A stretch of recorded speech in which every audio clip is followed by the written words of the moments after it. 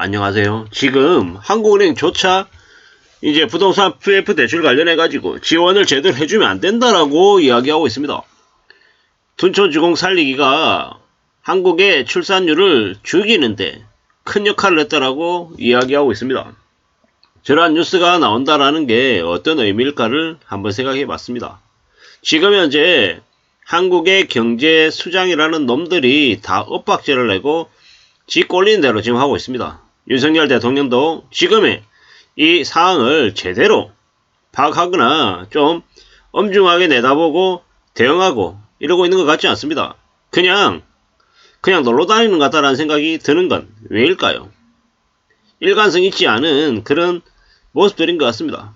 언론의 뉴스는 저것들 마음대로 그냥 이 얘기 저 얘기 막 터져 나오는 것 같습니다. 오죽하면은 지금의 정부에서는 PF 대출이 아직 터지지도 않았는데 미리 85조, 100조 돈을 국민의 세금을 먼저 쏟아붓겠다라고 얘기하고 있는 건 이 정부가 기존의 정부와 비교했을 때 가장 먼저이고 가장 처음인 것 같습니다. 있을 수 없는 일들이 지금 이제 벌어지고 있는 겁니다. 지지율 30%대에 정부가 들어서고 그냥 아무 생각 없고 그냥 개막장 짓을 하는 게 너무 심한 거죠.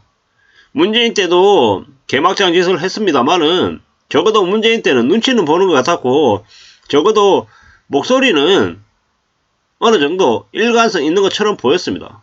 근데 지금은요 그런 것조차 안 보이는 것 같습니다. 그냥 자기들끼리 그냥 스폰 받는 자기네들 그 이해단체 목소리를 그냥 막 쏟아내는 것 같습니다. 참 어처구니 없는 짓거리들이 계속 벌어지고 있죠. 둔촌주공 살리기 원희룡 국토부 장관이 앞장서서 저지랄을 했는데 그로 인한 그 충격들 그 쓰나미를 지금 현재 청년들이 뒤집어쓰고 있습니다. 그때 둔촌주공 살려줬으면 안됩니다. 안 살려줬더라면 어떻게 됐을까요? 그 이후로 부동산 경기가 좀 많이 꺾였을 거예요. 왜? 할인 분양하고 이래저래 좀 상황들이 좀 많이 안 좋긴 했을 겁니다. 하지만 그랬더라면 어쩌면 문재인 정부 때 있었던 그 부동산 관련한 거품들이 좀 조금씩 조정이 되면서 어쩌면 교통정리하고 그 부동산 거품들이 좀 정리가 되면서 윤석열이 박수를 받았을지도 모른다는 생각이 듭니다. 앞으로요 좀 더 충격적인 이제 사항들을 많이 맡게 될 것 같은데요. 조금은 두고 봐야 될 것 같습니다. 참 이런저런 생각들이 많이 들죠. 앞으로 어떻게 되겠습니까? 앞으로 참 이런 생각 저런 생각이 많이 드는데요. 이 대한민국의 부동산 PF 대출 관련해 가지고 지금의 정부가 85조 100조를 쏟아붓겠다라고 선제적으로 얘기하고 있는 저 상황은 분명히 비정상적이다. 그리고 앞으로 저 정권이 바뀌거나 이제 지금의 야당들이 만약 200석 이상 넘어서면 어떤 일이 벌어질까? 결국은 지금 이제 윤석열이 하고 있는 뭡니까? 저 시행령으로 벌리고 있는 막장 짓거리들 아마 다 틀어막히겠죠. 쌍특검이라 그래가지고 뭡니까? 50억 특검할 거고 김건희 특검할 거고 그러면서 저 부동산 PF 아니면은 LH공사가 무제한으로 건설업체에 그 미분양 물량들을 사주려고 하는 수작질하는 것들을 다 틀어막겠죠. 그래야 된다고 생각을 하고요. 지금 윤석열 정부는 그 밑에 있는 그 노역에 찌든 탐욕 덩어리들이 인간 쓰레기들이 지금 대놓고 지금 정부의 세금을 해먹겠다라고 지금 칼 들고 설치고 있는 꼴입니다. 그러면 앞으로요. 야당이 200석 이상이 넘어가게 되면 2024년 4월 1일 총선 이후가 되면 윤석열 정부가 무력화되고 아마 윤석열 정부 아래 저 헛짓거리 부동산 띄우기하고 국민의 세금으로 건설업계를 다 퍼주려고 하는 개수작질들이 제어받지 않겠냐라는 생각을 해봅니다. 뭐 그런 분위기이기 때문에 지금 이제 한국은행에서 저런 이야기들을 내놓는 게 아닐까, 저런 걸 또 언론에서 내보내는 게 아닐까 라는 생각이 들었습니다. 앞으로 우리가 살아간 삶이 청년들이 점점 출산율이 더 줄어들 것 같습니다. 왜 줄어들겠습니까? 지금의 삶이 너무 암울하기 때문입니다. 기대할 수 있는 게 아무것도 없죠. 뭘 기대하겠습니까? 뭘?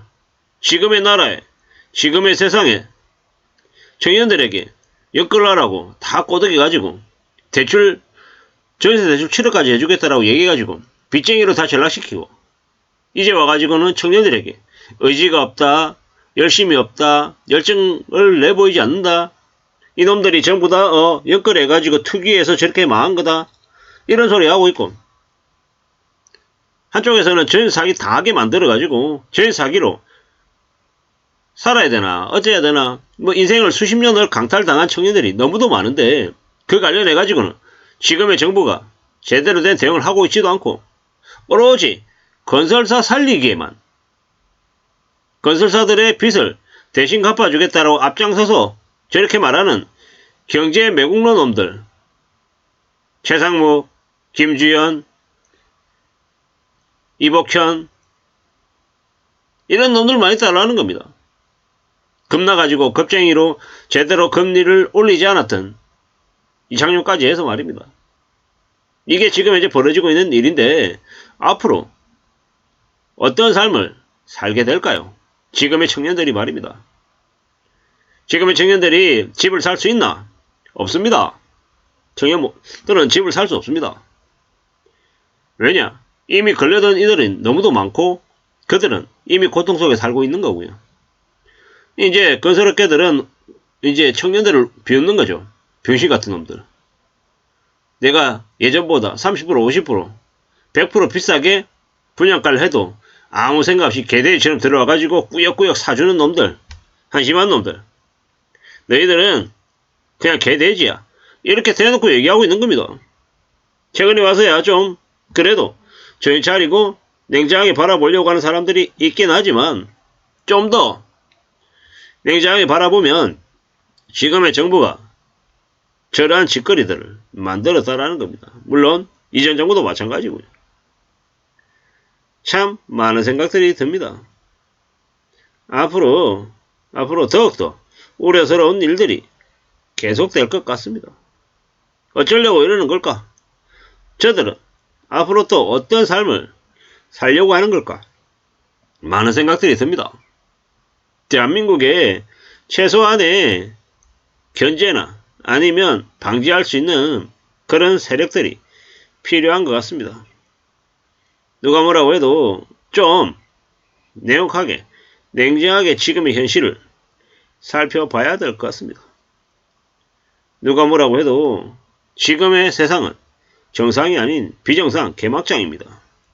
부동산만 살리겠다라고 하는 지금의 저 윤석열 정부, 기득권들에게 세금 깎아주고 보통 사람들, 서민들에게 세금을 폭증시키는 지금의 모습이 절대로 지속돼서는 안 될 것 같습니다. 분명히 제지돼야 된다는 말씀을 드립니다. 이상입니다.